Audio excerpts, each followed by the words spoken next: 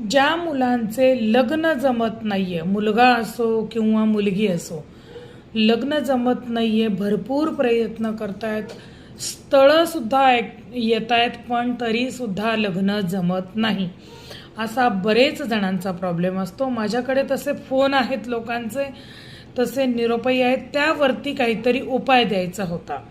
मग त्यावरती एक उपाय सांगत आहे तुम्हाला. हा उपाय तुम्ही कोणत्याही शनिवारी करू शकता.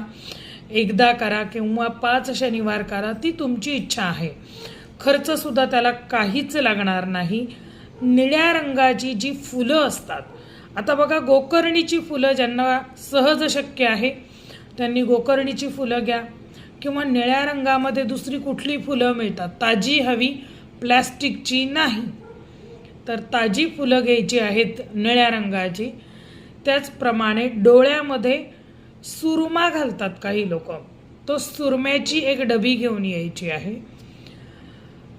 एक लाकूड लागणार आहे तुम्हाला, छोटंसं लाकूडचा तुकडा. कुठेतरी एखाद्या रिकाम्या जागेवरती, तुमच्या घराच्या अंगणात सुद्धा तुम्ही हे करू शकता, असं काही त्याच्यामध्ये विशेष नाही आहे.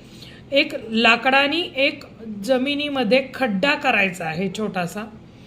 त्या खड्ड्यामध्ये 21 निळी फुलं आणि एक सुरम्याची डबी, तुमच्या अंगावरनं, ज्याचं लग्न जमत नाही त्या व्यक्तीच्या अंगावरनं ही फुलं आणि तो सुरमा उतरवून घ्यायचा आहे आणि त्या जमिनीमध्ये तो गाडून टाकायचा आहे, पुरून टाकायचा आहे.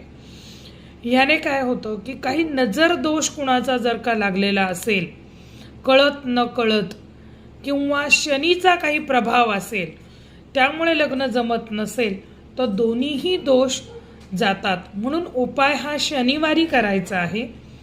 निळ्या रंगाची फुलं शनी महाराजांना खूप आवडतात, म्हणून निळ्या रंगाची फुलं वापरायची आहेत. तर हा उपाय तुम्ही अवश्य करावा. बऱ्याच जणांना याचे अनुभव आलेले आहेत. तुम्ही सुद्धा असा अनुभव घेऊ शकता.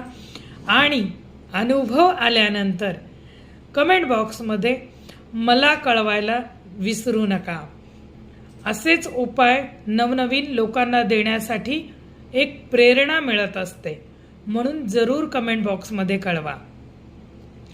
असेच तुम्हाला अजून कुठल्या विषयावरती जर का उपाय हवे असतील तर तुम्ही कमेंट बॉक्समध्ये मला कळवा. त्याचा व्हिडिओ नक्कीच लवकरात लवकर तुमच्या समोर येईल. तोपर्यंत जय जगदंब.